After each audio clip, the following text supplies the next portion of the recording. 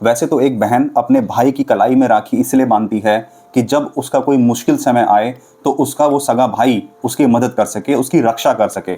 लेकिन क्या हो अगर वही सगा भाई हरामखोर निकल जाए और अपनी सगी बहन के साथ वो गंदा काम करना शुरू कर दे। जी हाँ दोस्तों, ये सच्ची कहानी है यूपी के गाजियाबाद की। साल 2023 में यूपी के गाजियाबाद में एक फैमिली रहती थी। इस फैमिली में 5 मेंबर्स थे, माता, पिता, 2 भाई और एक बहन। जो 2 भाई थे, एक की उम्र थी 20 साल और दूसरे की उम्र थी 22 साल, और जो बहन थी वो 15 साल से कम उम्र की थी।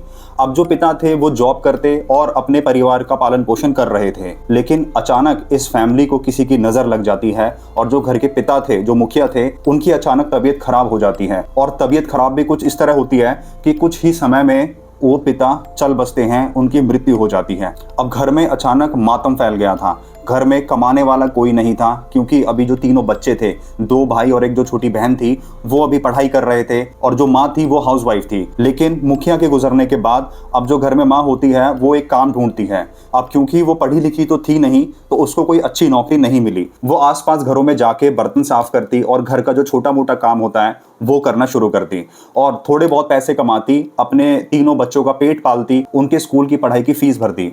और अब ऐसे ही काम चल रहा था, घर में कोई खुशहाली नहीं थी। जो थोड़े बहुत माँ पैसे कमा के लाती वो इन्हीं चीज़ में खर्च हो जाते और कभी कभी तो सिर्फ एक टाइम का खाना इस परिवार को नसीब होता था। अब जब ये देखा गया कि जो माँ की कमाई है उसमें पूर्ति नहीं हो रही, वो कम पड़ रही है, तो अब ये डिसाइड हुआ कि जो 2 लड़के हैं, जो 2 भाई हैं, एक 20 साल का और जो 22 साल का है, ये भी अब जॉब करना शुरू कर दें। तो अब ये दोनों भी छोटी मोटी कहीं नौकरी करना शुरू कर देते हैं। अब घर में माँ और दोनों बेटे ये सुबह निकलते और शाम को घर वापस आते और अब इनका गुजारा ठीक ठाक चल रहा था। जो बहन थी, जो 15 साल से छोटी उम्र की बहन थी, वो स्कूल में पढ़ाई कर रही थी। वो सुबह उठती, खाना वाना बनाती, अपने माँ को और दोनों भाई को खाना देती। वो दोपहर को घर वापस आ जाती, अपनी पढ़ाई करती और रात का डिनर बनाती और सबको परोसती। अब घर में ऐसे ही रूटीन चल रहा था।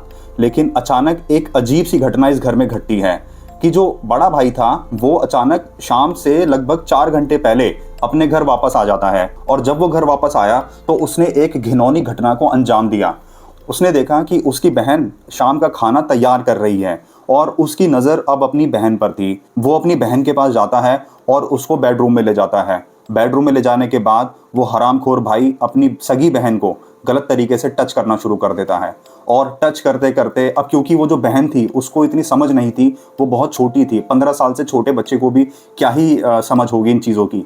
तो भाई अपनी बहन को बेडरूम में लेके जाता है, वो उसको गलत तरीके से टच करता है और वो हरामखोर भाई उसके साथ घटिया काम करना शुरू कर देता है।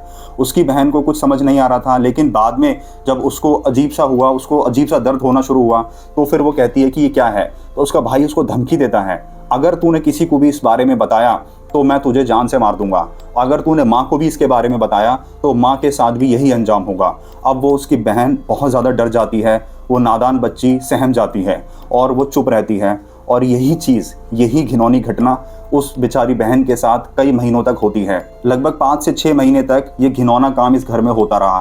फिर अचानक एक दिन छोटा भाई भी घर वापस आ जाता है अपने नॉर्मल टाइम से पहले, और घर का लॉक खुला हुआ था, लॉक बंद नहीं था, गेट खुला हुआ था। जब वो अंदर आता है वो सीधा बेडरूम में जाता है। उसने अपने बड़े भाई और छोटी बहन को वो घिनौना काम करते देख लिया था। अब जो उसका बड़ा भाई था वो देखता है कि उसके छोटे भाई ने उन्हें ये सब करते हुए देख लिया। वो उसको पकड़ता है और उसको वो खूब डराता है, धमकाता है, और वो उसको भी धमकी देता है कि अगर तूने ये चीज़ किसी के सामने रखी या ये बात किसी को बताई तो मैं तुझे नहीं छोड़ूंगा। अब वो जो छोटा भाई होता है उसके दिमाग में भी कुछ अजीब से ख्यालात आने शुरू हो जाते हैं। उसके दिमाग में भी ये चीज़ें आती हैं कि जब मेरा बड़ा भाई ये कर सकता है तो मैं क्यों नहीं कर सकता। वो अपने बड़े भाई को कहता है कि ठीक है, मैं किसी को कुछ नहीं बताऊंगा, लेकिन ये सारी चीज़ें मैं भी करूंगा। उस छोटे भाई के दिमाग में भी हरामखोरी आ जाती है और वो भी अपनी छोटी नादान सी बहन के साथ ये घटिया और घिनौना काम करना शुरू कर देता है। दोस्तों, केस सुनने के बाद मुझे पर्सनली ऐसा फील हो रहा है कि यार इस धरती पर इंसान नहीं, राक्षस घूम रहे हैं जो अपने ही सगी बहन के साथ ऐसे घटिया काम कर सकते हैं। तो अब इस तरीके से ये रूटीन चलता रहता है। दोनों बड़े भाई अपनी छोटी बहन के साथ ये घटिया काम करते हैं।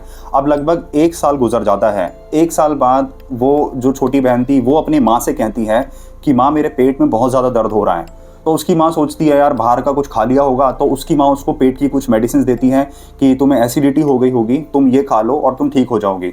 वो बच्ची वो दवाई खा लेती है और अपने स्कूल चली जाती है।